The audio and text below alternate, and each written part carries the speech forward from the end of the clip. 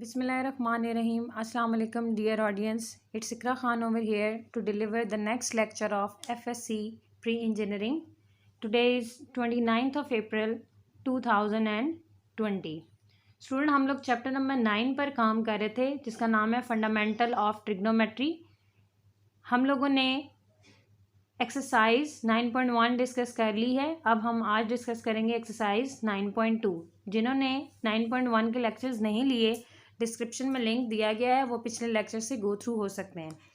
तो स्टूडेंट अपने कंटेंट की तरफ मूव करने से पहले रिक्वेस्ट उन लोगों से जिन्होंने मेरे चैनल को अभी तक सब्सक्राइब नहीं किया, वो मैथ्स बॉक्स को सब्सक्राइब कर लें ताकि इस चैनल की सारी रिसेंट वीडियो से वो अपडेट रहें और उनका सिलेबस बेहतर तरीके से प्रोसीड हो सके। तो स्टूडेंट आज हम लोग जो एक्सरसाइज 9.2 करेंगे, इसके कंटेंट में आप लोग क्वेश्चन नंबर 1 से क्वेश्चन नंबर 4 तक डिस्कस करेंगे। आपको एक्सरसाइज का सलूशन दिया जाएगा और वीडियो के लास्ट में आपको बताया जाएगा कि कौन से question paper point of view से बहुत ज़्यादा इंपॉर्टेंट है। तो स्टूडेंट पहले क्वेश्चन की तरफ मूव करते हैं। तो वो आपको कहता है कि find the sine of the followings. Student question number 1 में आपको कहता है find the sine of the following. Sine 160 का आपने साइन पता करना है, कॉस 190 का साइन। तो ये आपके पास क्वेश्चंस हैं, इनके साइंस आपने पता करने कि वेदर ये पॉजिटिव होंगे या नेगेटिव। तो उसके लिए आप लोगों को पहले एक फिगर को समझना ज़रूरी है। तो ये आपके पास होता है कार्टेशियन कोऑर्डिनेट। ठीक है स्टूडेंट्स, ये आपके पास है कार्टेशियन कोऑर्डिनेट्स। ये इसकी एक्स एक्सिस है जिसको हम पॉजिटिव एक्स एक्सिस कहते हैं, और ये नेगेटिव एक्स एक्सिस जिसके ऊपर प्राइम लगा हुआ है। सिमिलरली ये आपके पास वाई एक्सिस है, मतलब पॉजिटिव वाई होता है और नीचे नेगेटिव वाई होता है। ठीक है, जिसपे हम प्राइम लगाते हैं। तो यहाँ पर स्टूडेंट इसको आप लोग क्वाड्रेंट नंबर 1 कहते हैं, इसको आप क्वाड्रेंट नंबर 2 कहते हैं, इसको आप 3 कहते हैं, और ये आपके पास क्वाड्रेंट नंबर 4 होता है। तो आप लोगों ने यहाँ पर ट्रिग्नोमेट्रिक रेशियोज के साइंस बताने हैं। बेसिकली ट्रिग्नोमेट्रिक रेशियोज आपके पास 6 होती हैं, साइन, कोसाइन, टैन और फिर इनके रिवर्स जो सीकेंट, कोसीकेंट और कॉट होते हैं। तो 6 ट्रिग्नोमेट्रिक रेशियोज होती हैं। स्टूडेंट मैं यहाँ बताती चलूँ कि ये ट्रिग्नोमेट्रिक रेशियो सिर्फ राइट ट्रायंगल पर लग सकती हैं, इसके अलावा किसी और ट्रायंगल पर ये डिस्कस नहीं होती। ये आपके पास एक प्लेन को आप 4 पार्ट्स में डिवाइड कर देते हैं, 1, 2, 3 एंड 4। अच्छा, यहाँ पर एक आपको मेमोराइज करने के लिए एक वर्ड लिखवा रही हूँ, cast. Cast, CAST, cast word लिखवा रही हूँ। उसका सीक्वेंस आपने इस तरह से लिखना है, CAST,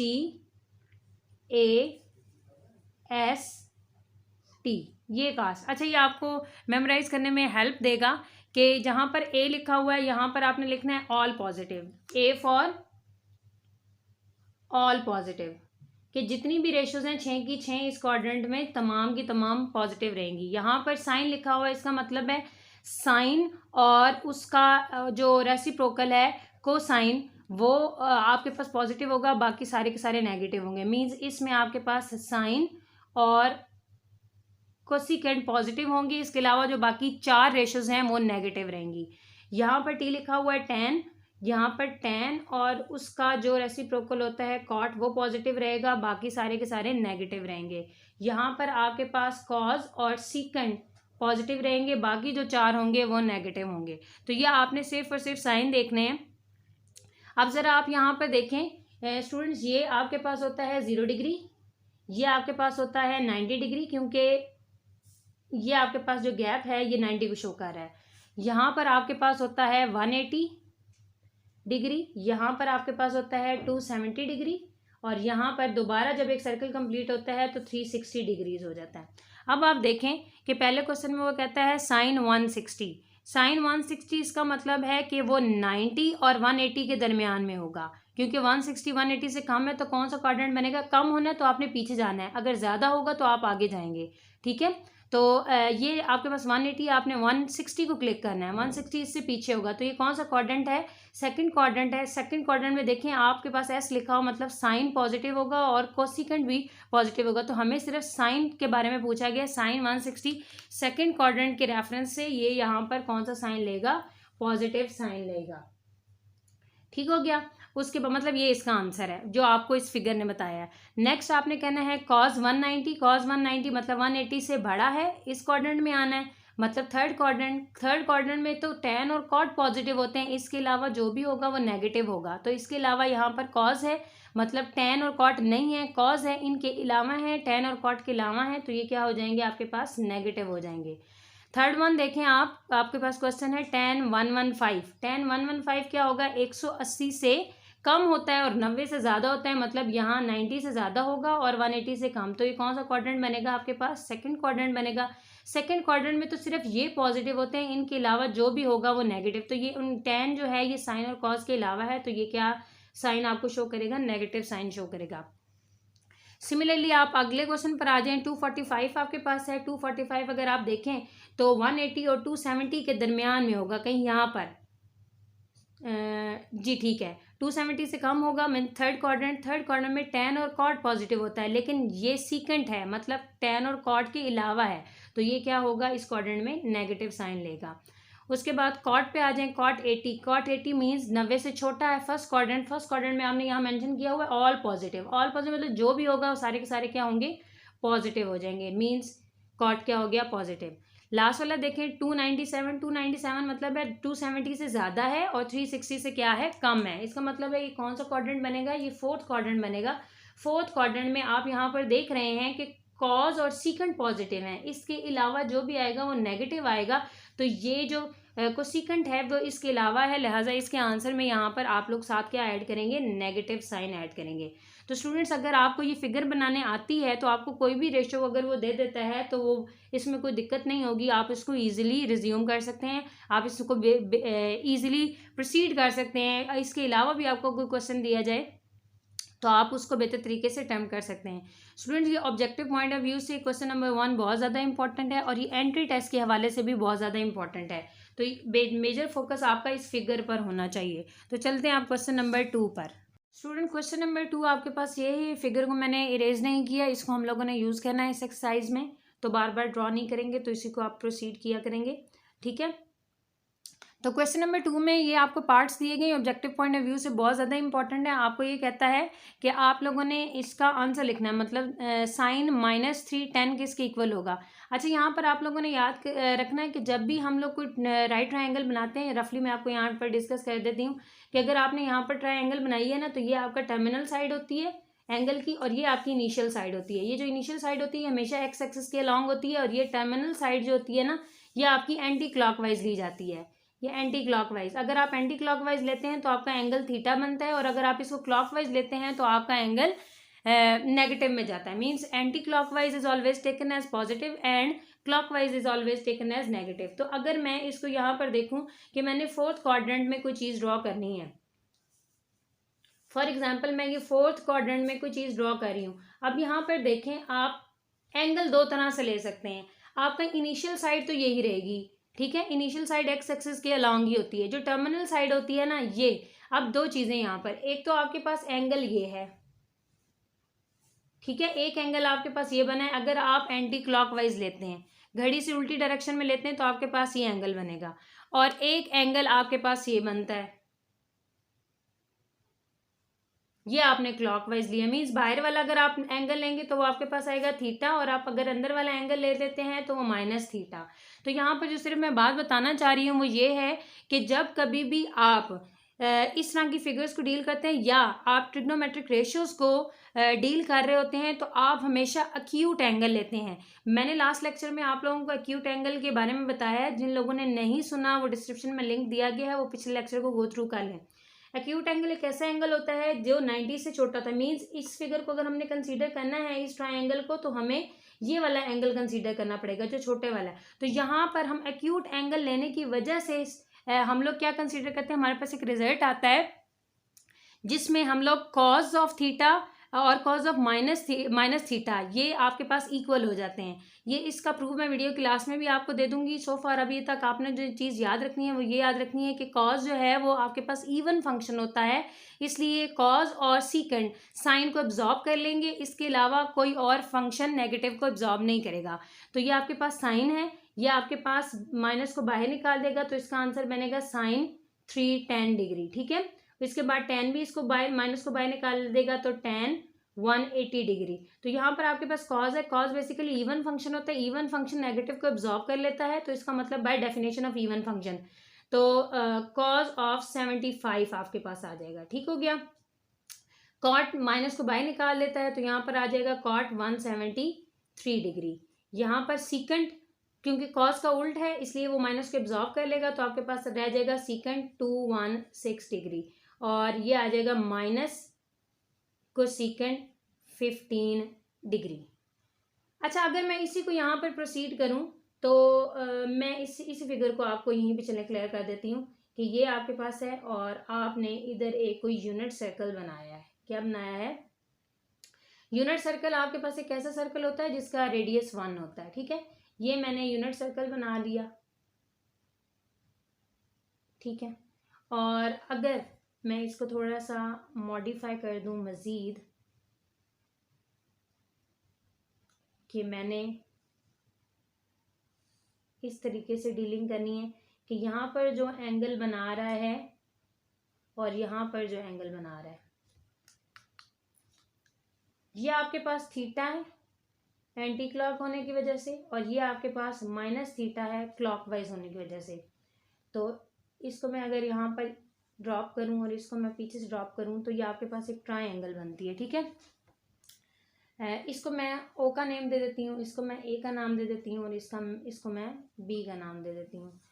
तो आपको सारों को पता है कि जो एक्स एक्सिस होती है वो बेसिकली कॉस के लिए डील होती है, और वाई एक्सिस जो होती है वो साइन के लिए डील होती है। इस वजह से क्योंकि इसका रेडियस यहाँ पर कितना है आपके पास 1 है, और यहाँ पर भी रेडियस आपके पास कितना है 1 है। अच्छा, आप क्या करें कि अब आप इस पर कॉस की डेफिनेशन लगाएं। तो कॉस की डेफिनेशन आपके पास क्या होती है? कर्ली ब्राउन मीन्स यहाँ पर आप कोई सी भी चीज़ ले सकते हैं। यहाँ पर चलें आप सी ले लें,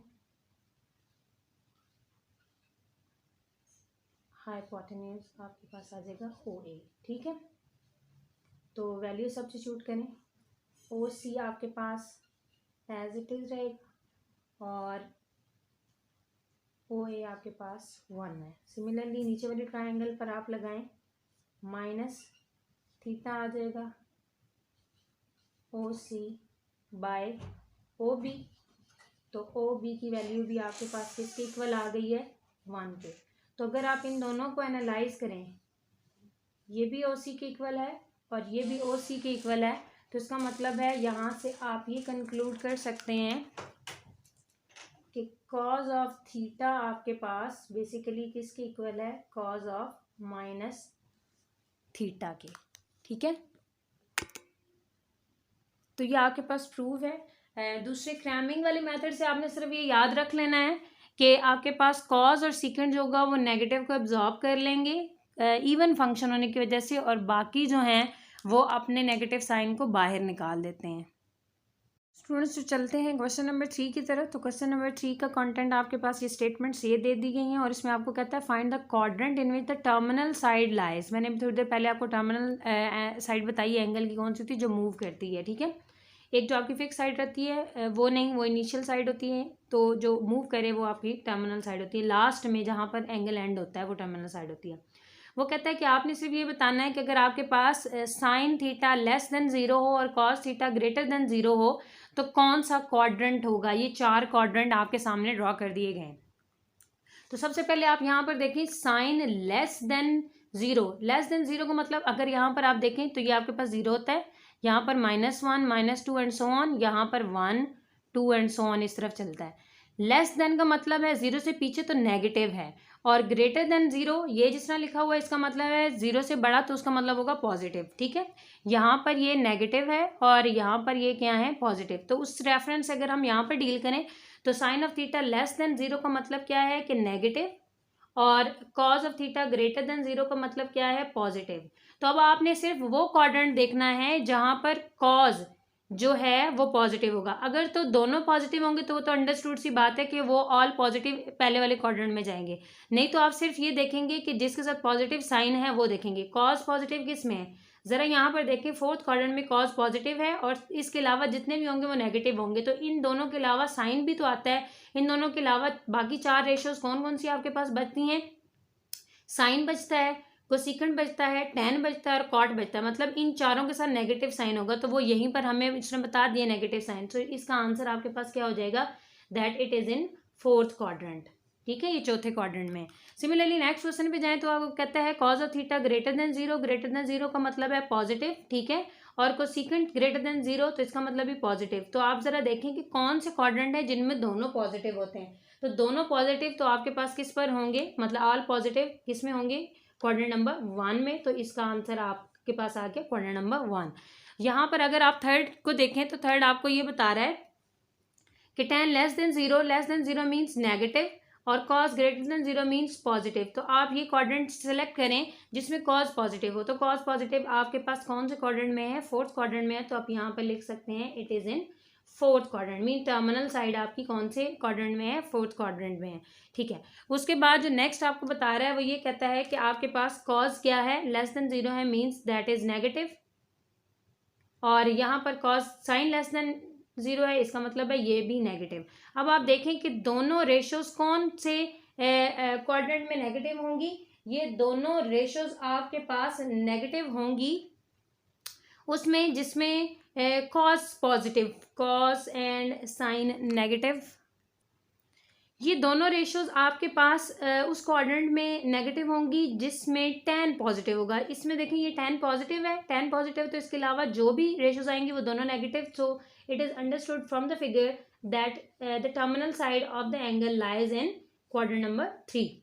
तो लास्ट वाला आप देखें इसमें क्या है, वो कहता है cot greater than zero means positive and sine less than zero means negative.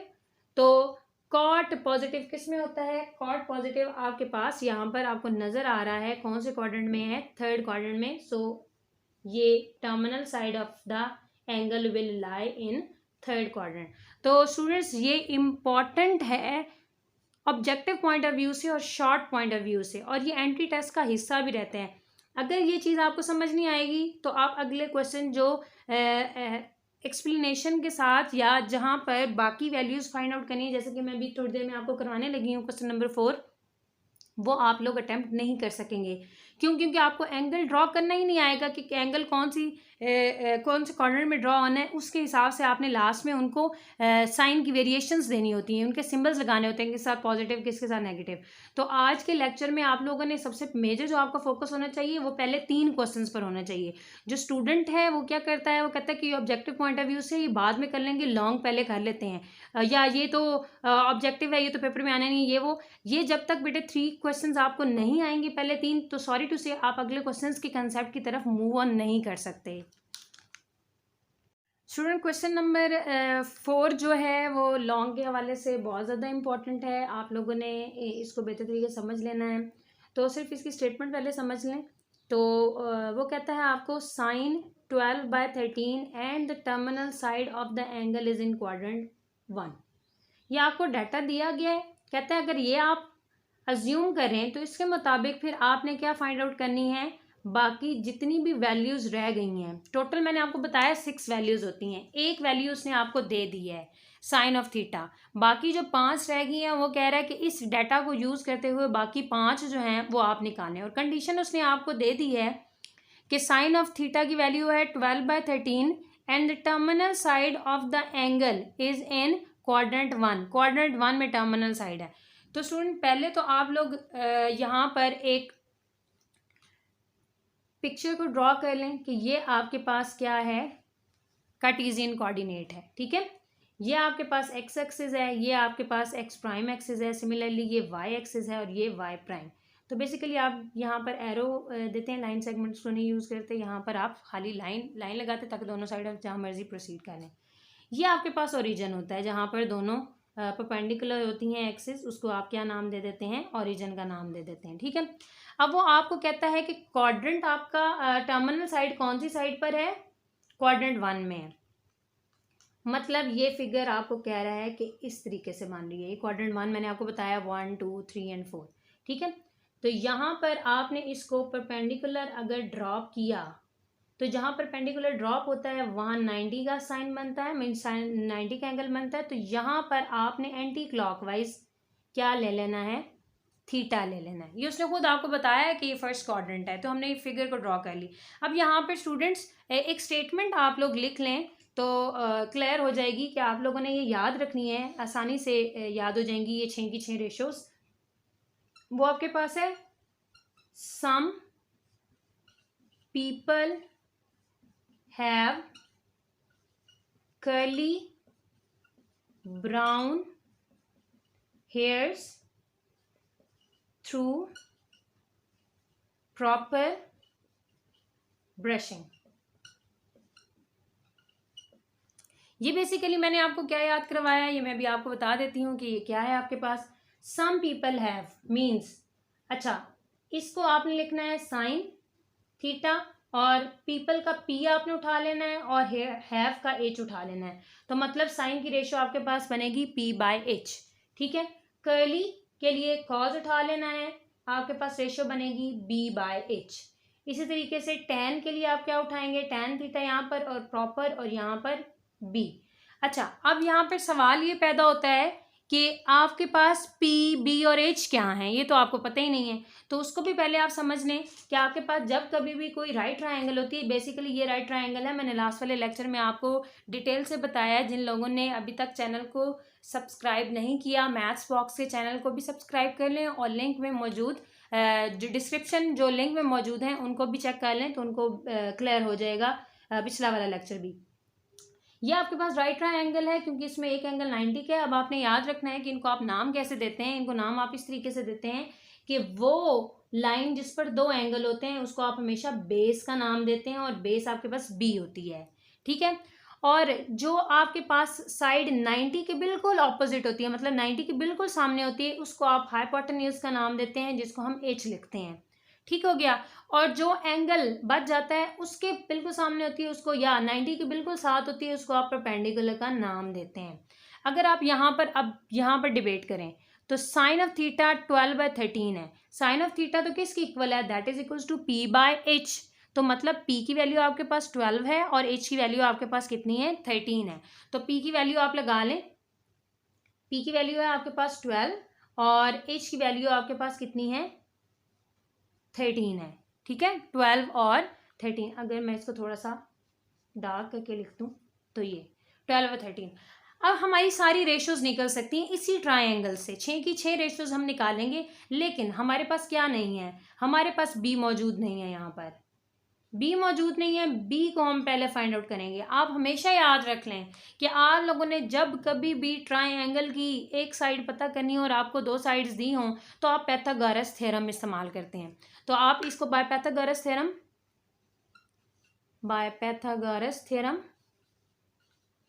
Pythagoras theorem आपके पास क्या होता है, that is equals to hypotenuse square is equals to base square plus perpendicular square. H आपके पास कितना है, 13 का स्क्वायर, बेस आपने फाइंड आउट करनी है और ये आपके पास आ गया 12 का स्क्वायर।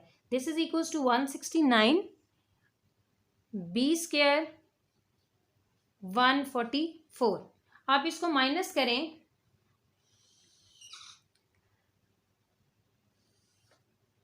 अगर आप इसको माइनस करेंगे 169 minus 144 is equals to B square.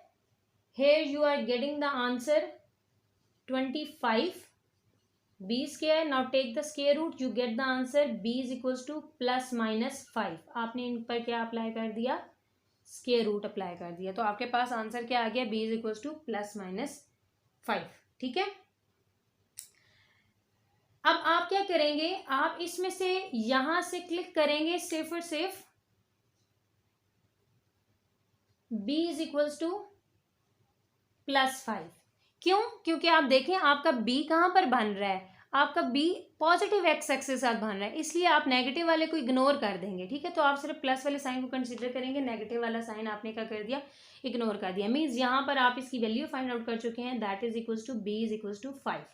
ठीक है, अब क्या करें आप, अब सारी की सारी रेशोज लिख लें। रेशोज आपके पास साइन क्या है, that is equal to some people have, next one is curly brown hairs, next one is through proper brushing.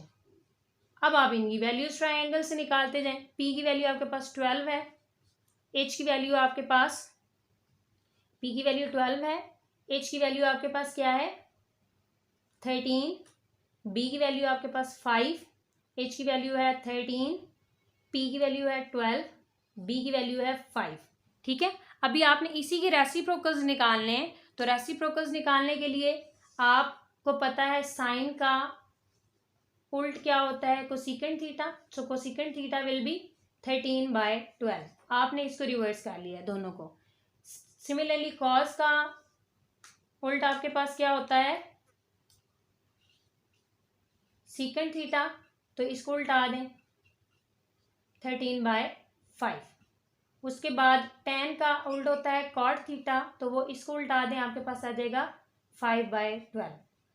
यहाँ तक स्टूडेंट समझते हैं कि क्वेश्चन कंप्लीट हो गया है, लेकिन क्वेश्चन कंप्लीट नहीं हुआ। ये तो लकीली आपको उसने क्वाड्रेंट नंबर 1 दिया हुआ है, अगर वो आपको क्वाड्रेंट नंबर 2, 3 या 4 दे देता तो फिर यहाँ तक क्वेश्चन ये एंड नहीं होता, इसको फर्दर प्रोसीड करना पड़ता। यहाँ पर इतनी रेशियोज निकालने के बाद फिर आपने देखना होता है वो जो पहले आपको पिक्चर दिखाई गई है किस किस के साथ साइन पॉजिटिव, किसके साथ नेगेटिव, क्योंकि अब ये फर्स्ट क्वाड्रेंट था। फर्स्ट क्वाड्रेंट में आपको पता है ऑल पॉजिटिव है, लिहाजा इन सारों के साथ प्लस साइन आएंगे। ये मैं इसलिए लगा रही हूँ क्योंकि अगले क्वेश्चन जिसमें सेकंड, थर्ड या फोर्थ क्वाड्रेंट आएगा तो फिर स्टूडेंट यहाँ पर तो लकीली चलो प्लस आना है तो नहीं भी लगाएंगे तो कोई दिक्कत नहीं होगी, लेकिन अगर क्वाड्रेंट चेंज कर दिया जाता है तो फिर यहाँ पर मार्क्स कट जाते हैं। यहाँ पर आपके पास क्या आ गया, प्लस प्लस प्लस और प्लस।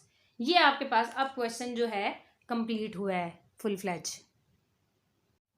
स्टूडेंट क्वेश्चन नंबर 4 का ही पार्ट नंबर 2 आपको करवाने लगी हूँ। वो क्वेश्चन कहता है कॉज ऑफ थीटा आपके पास 9/41 है and the terminal arm of the angle is in fourth quadrant. अब वो आपको कह देता है कि टर्मिनल आर्म जो है आपका वो कौन से क्वाड्रेंट में है, वो फोर्थ क्वाड्रेंट में है। तो सबसे पहले आप इसको ऐसे ड्रॉ कर लें, कार्टेशियन कोऑर्डिनेट आपको पता है this is a quadrant 1, 2, 3 and 4 respectively. So this is x axis, this is x prime axis, here we are having y and here it is y prime axis. ये आपके पास 1, 2, 3 and 4। अब वो आपको कह रहा है कि कौन सा क्वाड्रेंट है, फोर्थ क्वाड्रेंट है, इसका मतलब है एस से ड्रॉप होगी ये, ठीक है। तो एक एंगल ये बाहर से बनता है, ठीक है, और एक एंगल अंदर से। तो आपने हमेशा याद रखना है जब कभी भी आप ट्रिग्नोमेट्रिक फंक्शंस की वैल्यूज फाइंड आउट कर रहे होते हैं तो आप एक्यूट एंगल लेते हैं। एक्यूट का मतलब होता है 90 से छोटा। अगर आप इसको देखें ना कि यहाँ से आप अगर आप ये वाला एंगल डील करें तो ये तो 90 से ऑब्वियसली बड़ा है, ये 270 का एंगल है, तो ये एक्यूट तो ना हुआ। ये तो ऑब्ट्यूज एंगल से भी आगे कुछ चीज़ है, तो वो डिस्कशन होना ऑब्ट्यूज, और फिर फर्दर डिस्कशन आगे कहीं चली गई। तो हम लोगों ने एक्यूट एंगल लेना होता है, तो मीन्स हम यहाँ पर एंगल कंसीडर करेंगे, ठीक है। ये हमारे पास एंगल बना है। अब इसको अगर हम यहाँ से परपेंडिकुलर ड्रॉप करें, परपेंडिकुलर ड्रॉप करने से यहाँ पर आपके पास क्या आ जाएगा, 90। ये एक ऐसी लाइन है। अच्छा, ये आपको अगर समझ आ गया एंगल लेना तो इसको रिमूव कर देते हैं, ठीक है। ये हो गया इस तरीके से।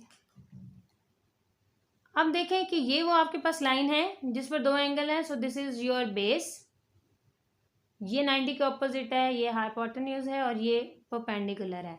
तो आपने आपको सेंटेंस से याद करवाया, some people have curly brown hairs. Curly brown, brown means base, hairs mean hypotenuse. यहाँ पर पाइथागोरस थ्योरम लगाएं आप उसी तरीके से। पाइथागोरस थ्योरम आपके पास क्या है, that is equals to h square is equals to b square plus p square. Put the values over here, 41 square then 9 square then p square. 41 का स्क्वायर आपके पास होता है 1681 is equals to 81 plus P square. So P की value आपके पास क्या आ जाएगी, पी स्क्वायर की वैल्यू आपके पास आएगी 1681 माइनस 81। तो पी स्क्वायर आपके पास रिफ्लेक्ट हुआ यहाँ पर 1600। आप स्क्वायर रूट ले लें तो आपके पास वैल्यू आ जाएगी 40, ठीक है। मीन्स यहाँ पर p की वैल्यू आपके पास आ गई 40। अब आप रेशोज लिख लें। रेशोज आपको पता है sine theta then cos theta. Sine theta, some people have curly brown hairs through proper brushing, ठीक है। तो आप देखें p की वैल्यू आपके पास क्या है, 40 by 41 then 9 by 41 then 40 by 9, ठीक है। ये आपके पास रेशियोज आ गई। उसके बाद आप इनके रिवर्स निकाल लें। रिवर्स आपके पास इसके क्या होते हैं, cosecant theta that is equals to 41 by 40। Reciprocals होते हैं इनके 41 बाय 90 9 सॉरी, और कॉट थीटा आपके पास आ जाएगा 9/40। तो ये क्वेश्चन जो है ये यहाँ तक एंड नहीं हुआ, क्योंकि यहाँ पर आप क्वाड्रेंट नंबर 4 है। अगर आप क्वाड्रेंट नंबर 4 देखें तो आपने फिगर में ये बताया था इस तरीके से, CAST, कास्ट मीन्स कॉज, और उसका जो उल्ट होगा या उसका रेसिप्रोकल होगा वो पॉजिटिव होंगे, बाकी सारे नेगेटिव होंगे। तो देख ले पहले, कॉज और इसका उल्ट कहाँ है, यहाँ पर ये पॉजिटिव आया और यहाँ पर ये पॉजिटिव आया, ठीक है। इसके अलावा जितने भी होंगे वो सारे क्या हो जाएंगे, नेगेटिव। यहाँ पर माइनस आ गया, यहाँ पर माइनस आ गया, ये माइनस आ गया, यहाँ पर भी माइनस आ गया। तो ये स्टूडेंट्स लास्ट वाले क्वेश्चन में तो वो लकीली सारे पॉजिटिव थे। अगर आप ये काम नहीं करते तो लास्ट में आपके आंसर सही कंसीडर नहीं होंगे। तो इस क्वेश्चन के जो पार्ट्स हैं वो गालिबन 5 हैं। 2 पार्ट्स आपको करवा दिए गए हैं, बाकी 3 आपकी अंडरस्टैंडिंग पर छोड़ दिए गए हैं। अगर आप वो उसको करें और उसमें कोई दिक्कत हो तो आप कमेंट सेक्शन में आ सकते हैं, अपनी प्रॉब्लम्स को लेके आप हमें बताएं कि आपसे क्वेश्चन नहीं सॉल्व हुए, तो हम इंशाल्लाह उसको नेक्स्ट वीडियो का हिस्सा बनाएंगे। तो स्टूडेंट्स, अगर अब यहाँ पर मैं वेटेज बताऊँ तो क्वेश्चन नंबर 1 से लेके क्वेश्चन नंबर 3 जो हैं ये ऑब्जेक्टिव पॉइंट ऑफ व्यू से बहुत ज़्यादा इंपॉर्टेंट हैं, और ये क्वेश्चन जो है आपके पास डिस्क्रिप्टिव मीन लॉन्ग क्वेश्चंस में ये फॉल करता है क्वेश्चन नंबर 4। कल जो हमारा लेक्चर होगा इंशाल्लाह वो इससे आगे हम प्रोसीड करेंगे और एक्सरसाइज को वाइंड अप करने की कोशिश करेंगे, लेकिन उससे पहले ये कंसेप्ट आपको लेना ज़रूरी था जो आज आपको डिलीवर कर दिया गया है। उम्मीद है कि आप लोगों को आज का लेक्चर समझ आया होगा।